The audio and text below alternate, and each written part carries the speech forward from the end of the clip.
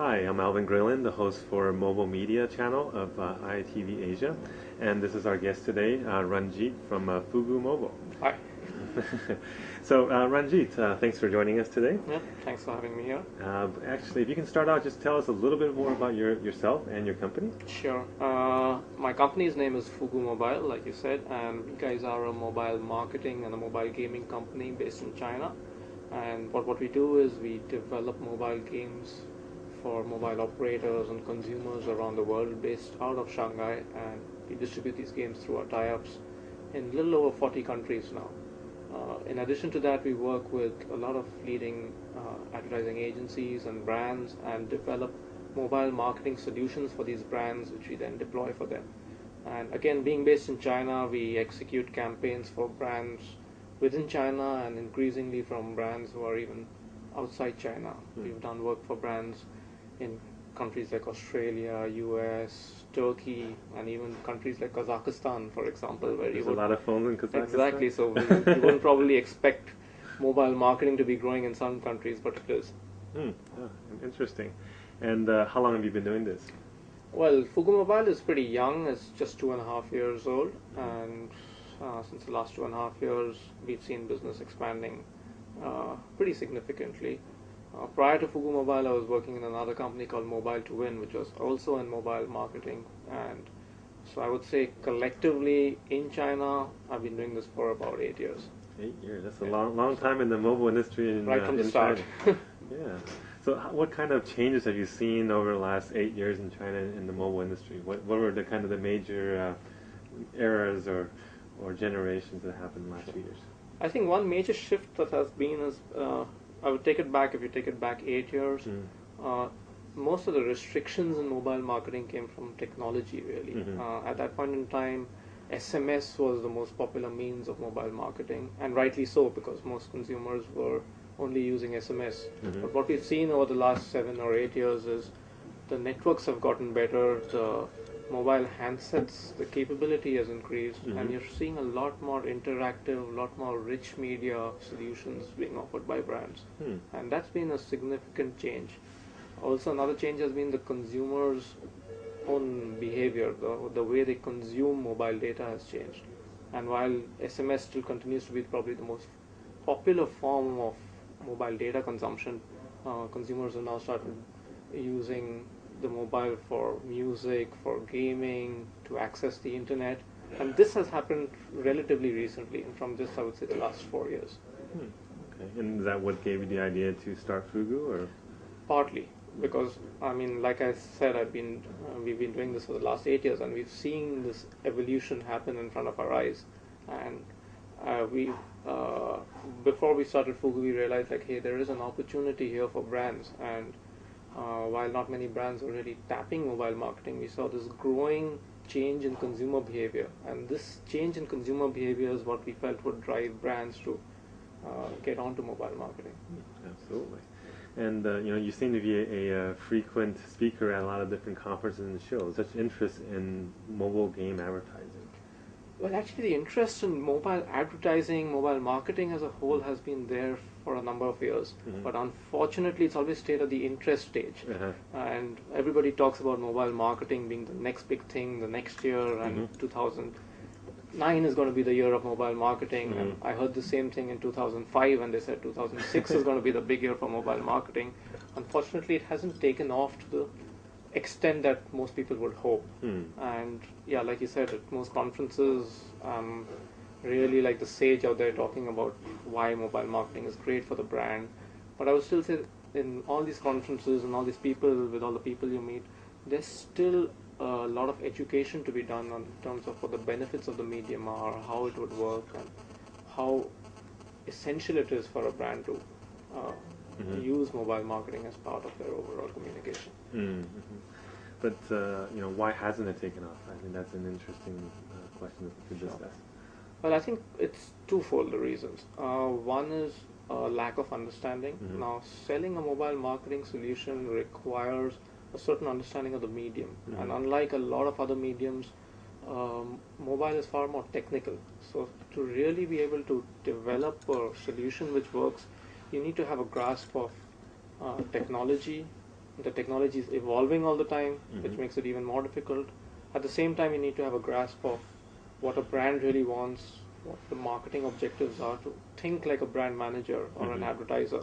And the third part is to think like a consumer itself. While you might design a great solution and it has video streaming and conferencing and a whole lot of technical capabilities, that may not be what a consumer actually wants. He might be wanting something which is far more simple. So it's a fine balance of technology, marketing, and consumer behavior, and that makes it a bit more difficult to design and sell in solutions to brands. So I think that's one thing which is impeding the growth of mobile marketing. So how is mobile marketing different than online marketing? They both seem to be fairly interactive-based marketing mediums. Sure. I would actually split it up into online advertising and online marketing. Now, online advertising space is fairly well understood. The metrics have been in place for quite some time. It's all about click-throughs and impressions and acquisitions, and something which a brand manager understands and is able to relate with. But the other aspect of it is the solution part of it. Now, where does that click-through lead to? Okay, it goes through maybe a campaign, a mini site. Increasingly with Web 2.0, we are seeing a lot more application-based functionalities. We are seeing brands adopting a lot of application-based campaigns, whether it's social networking, whether it's location-based services on the net.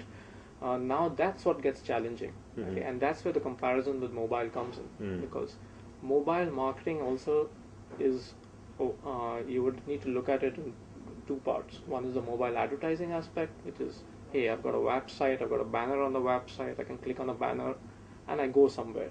Now that part is easily understood. Sure. But where does a user go? What's the solution that lies behind that banner? That is what is more complex. And that's where there are similarities now between what mobile marketing does and what online marketing is becoming. I see. And it seems like you guys have done business worldwide. You've got offices internationally. How is the China market different on mobile marketing versus the other markets that you work in? Actually, not very different, because we work with the same large brands across geographies, and typically marketing objectives are generally similar across geographies. Now, while I may work with the same brand in China and their objective may be increasing awareness of a product, and that same brand in another country might have an objective of increasing sales, but on an overall level, their marketing objectives, marketing campaigns are generally in line. So there's not too much of a difference in terms of brands adopting mobile marketing. The difference lies to some extent in consumer behavior. That differs from geography to geography, and and that is a factor of technology, factor of ability of consumers to spend on the medium, and also I would say how they have evolved over a period of time. The growth of the mobile growth in those countries, how it's evolved. So while you look at certain countries for us where 3G has been in place for the last couple of years, we are seeing, I would say, more demand for more rich media kind of campaigns. China is still very early days, so it's still looking at campaigns which are easy for a consumer to participate in, do not take too much bandwidth. China is also very cost conscious when it comes to consumers, so we always have to balance amount of data being sent to a consumer, balance it with what he's willing to pay for participation. Okay. So it does vary, but from a brand perspective, not so much. From consumer, yes. And then from international clients or local Chinese clients, I assume you also have some local brands that you work with? Or Not as many, quite frankly. not as many? Why is that, do you think? I think the medium is still pretty new, and what we've seen is, being a new medium, you need certain brands to be first movers. And what we've seen is, with a lot of international brands, they do take the first mover advantage. A couple of reasons there. One is they also come with their own international experience from other countries, other markets, so they may or may not have tried mobile marketing in those markets. So they already have a knowledge base to expand on when they do something in China. Secondly, a lot of them I've seen are more willing to take risks. Okay. A lot of the local brands, unfortunately, still wait and watch. They wait for success from a foreign brand, see that it works, and then they're willing to adopt. That's very true. And in terms of markets that you think have adopted mobile marketing in a fairly broad way, what's worked for them? What things work and actually what things don't work? Again, that's pretty broad, actually. Yeah. It's a bit difficult to define that because what works and what doesn't work depends on the brand's objective. Now, like I said, if the objective is to increase sales, the solution we design depends on that objective. It may or may not include gaming, it may not include applications, it could be a simple, maybe send in an SMS and get a discount coupon or something, which could drive sales. So it depends purely on the objectives. So I can't say for sure that, hey, gaming works in this market but not in this market, or Bluetooth marketing works in this market and not in the other market. It's the whether it works or not depends more on that campaign objective. On a general basis, I mean, when customers said, okay, I like that worked, I was happy. I'll tell you what doesn't work. Okay. What doesn't work is pushing SMSs onto a mobile phone. Okay. And unfortunately, we see that happening a lot in China. And I've had clients, brands approach me saying that, hey, do you have a database we can send a message to? Now, we keep telling brands, we keep telling them that, hey, this is not going to work because, in fact, it's actually detrimental to your brand. So while I can't give you a clear answer on what works, but I can tell you pushing an SMS does not work. Okay, that's in general we've also found that to be true. But I think if you're pushing it to your existing customers, it seems to work. Yeah, if you do have an opt-in, if you have permission from the user, it can be a pretty powerful tool. Yeah, absolutely. What about 3G? You know, that's the big trend this year, particularly in China, where now all three carriers have 3G licenses and are going to come out in the next quarter with it. How do you think that's going to impact your business and mobile marketing in general in China? I think it's going to be pretty good. In fact, my creative guys are already salivating over 3G because it just opens up your mind in a sense, and the possibilities of what you can do on the mobile device really increase. So overall, very, very positive impact on mobile marketing. Another good thing of 3G is also aroused the interest of a lot of brands and brand managers and advertising agencies. And thanks to all the buzz being created around 3G, there's this sudden buzz around mobile marketing because people have woken up saying that, wow, you can do a lot more rich media stuff on the mobile now, and there are so many millions of mobile users in China. So what can we do now? So it's actually helped build interest in mobile marketing. What do you think will be the killer app? I wish I knew. I wish I knew because then I would be building it. But going by past experience, work we've done in other 3G markets, a lot of the work which we've done there involves a lot of continuous data transfer. So it's actually tying in with live feeds, information-based campaigns where a consumer is always updated. Okay. Now, I think a good example to give you here with people who use the iPhone, and I know you're a user of the iPhone. How often do you click on that little weather button on the iPhone? Pretty often, more than you would probably normally want to check weather. But what it does is it gives you a simple access to information which is pulled out real time. Now the same thing is going to happen with 3G too, because what it's going to do for you is it's going to put real time information at your fingertips in a very convenient way. And that's what I think is really going to drive the market. I can't say what kind of information is going to be popular. It's too early to say. Again, it's probably dependent on the consumer, what that little target consumer is looking for. So while someone might be excited by weather, someone might be excited by sports. So you may not have that one killer application, but all the existing applications are going to become little killers on their own. So 3G is kind of the good news. The bad news is we've got this economic crisis globally. How's that affecting you, or how do you see it affecting you over the next year? Well, as of now, it really hasn't affected us. Largely because I would say mobile marketing is still a very small part of an overall marketing budget of a brand. And while brands have definitely cut their budgets, and we've been seeing that happen, a large part of their budgets have been cut from media spends. And I'm sure the media guys are really hurting out there. It would be better to talk to them about that. But, yes. But mobile, I think, has relatively been unscathed because it's anyway such a small part. So we've not really seen brands cutting back on mobile spends. Do you see it actually been growing, or? For us, it has been growing.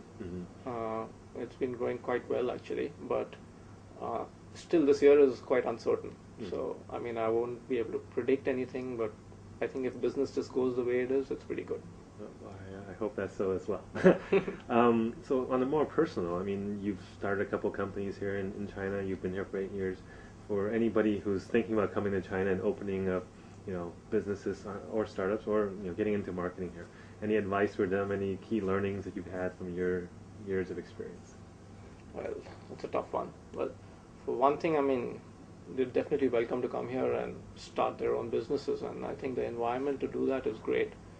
It's easy to set up a business here.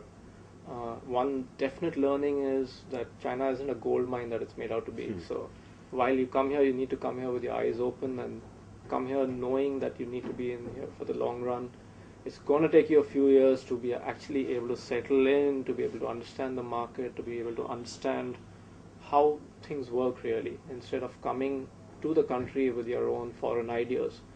It's great you come with your ideas because a fresh perspective is always needed, but learn to adapt to local understanding and local business behavior also. I think that's a very key learning which I had.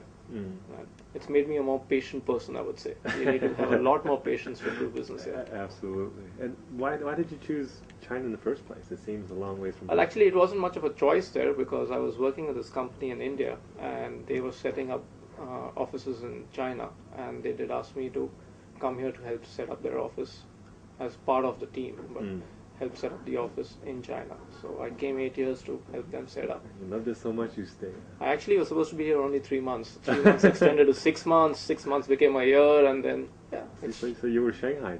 Yeah, I was Shanghai, exactly. All right. Well, I appreciate you coming in and talking to us today, and for all your insights. And hope to have you back again sometime soon. That's good. Right, Pleasure meeting you. Thanks again. Thanks a lot. And thank you from iTV-Asia. Hope to see you again soon. Bye-bye.